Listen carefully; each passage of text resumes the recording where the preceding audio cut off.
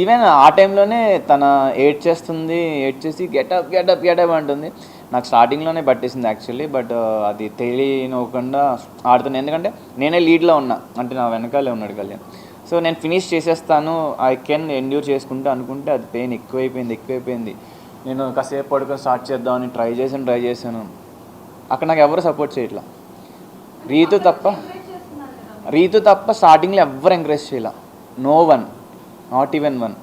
నేను ఎప్పుడైతే పడిపోయి కష్టపడుతున్నానో అయినా సరే దెన్ అప్పుడు ఇంట్లో వాళ్ళందరూ స్టార్ట్ చేశారు. ఎలా అయినా కంప్లీట్ చేయాలి అనుకున్నా, బట్ నా వల్ల అవ్వలే. అట్ ది సేమ్ టైం ఇంకా ఎంత ట్రై చేసినా పెయిన్ ఎక్కువై ఫర్దర్ వీక్స్లో నాకు ఇబ్బంది అవుతుందేమో అని చెప్పేసి, అండ్ కళ్యాణ్ అంటే వాడు కూడా ఎమోషనల్ అయ్యి మా మమ్మీ కెప్టెన్ అవ్వాలని నాకు 11th వీక్లో చెప్పాడు. Okay Kalyan, go for it అని అన్నాను అంతే.